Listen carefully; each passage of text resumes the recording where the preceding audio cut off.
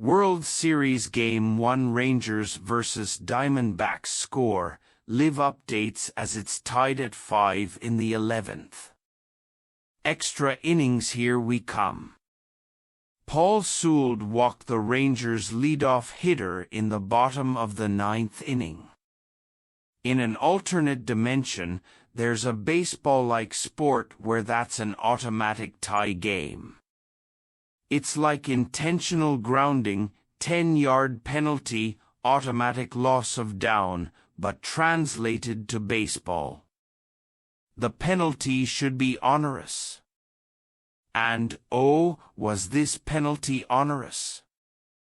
After that leadoff walk, Sewald got a strikeout, but then he threw a belly-button-high fastball on the first pitch to Corey Seager, who is eternally looking for belly-button-high fastballs on the first pitch. It was the worst possible pitch to the worst possible hitter, and Seager hit it to the moon. It's a tie game heading into extra innings. Both of these bullpens were sketchy in the regular season. Both of them have been divine in the postseason. Something had to give, and it was the Diamondbacks who blinked first. Sewald even hit Adolis García with a pitch to put the winning run on with 2 outs, and he promptly stole second to put himself in scoring position. But Austin Hedges struck out to end the inning, which made every baseball fan say, "Austin Hedges," in unison.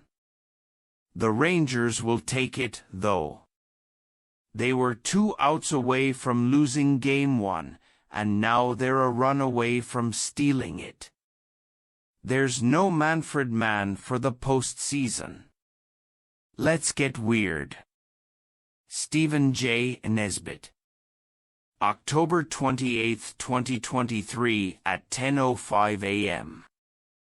Stephen J. Nesbitt, Senior Writer, MLB.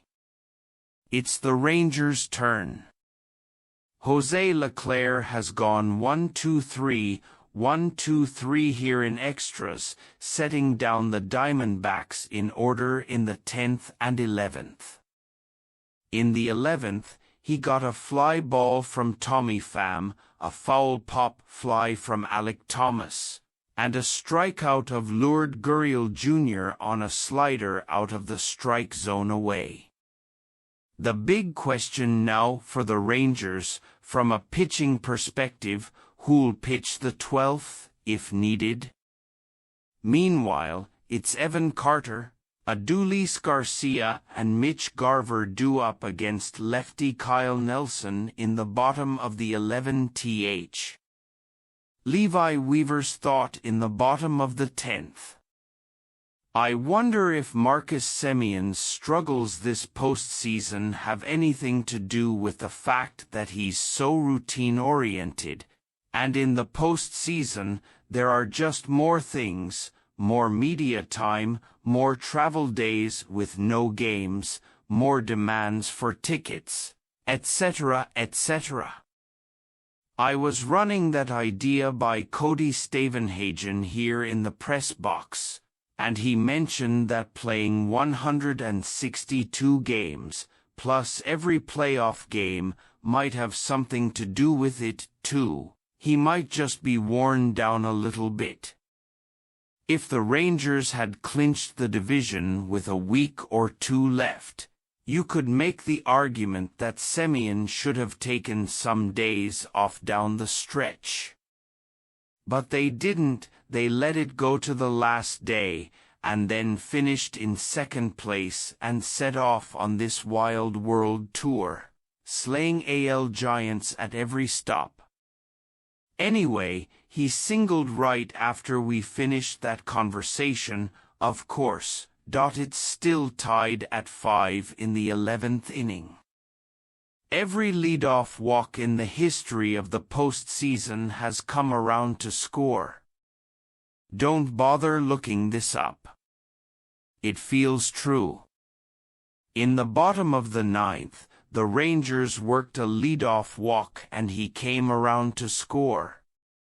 In the bottom of the 10th inning, Kyle Nelson walked the first batter he faced. He also walked the 4th batter he faced, and then he allowed a single to bring up Corey Seager, the hero of the night. The Rangers should have walked off twice, even if that's not technically possible. Again, it's what feels true that matters. They should have walked off 3 times. In between those 2 walks, though, was a beautiful double play started by Geraldo Perdomo, who gave ground on a slow chop from Josh Jung and whipped a quick throw to second, with Ketel Marte making a strong turn. It was the pitch of the Diamondbacks' postseason so far, and it gave them life. Seager grounded out harmlessly to end the inning. Going to the 11th, all tied up, with the Rangers thinking about what might have been extra, baby. The top of the 10th inning belonged to closer Jose Leclerc, who made quick work of the Diamondbacks. Ketel Marte grounded out. Gabriel Moreno struck out on a foul tip. Christian Walker, who is in a brutal slump, flew out lamely to center field. Arizona is sending lefty Kyle Nelson to the mound in the bottom of the 10th, with Nathaniel Lowe, Josh Jung and Leody Taveras due up for Texas. Interesting decision.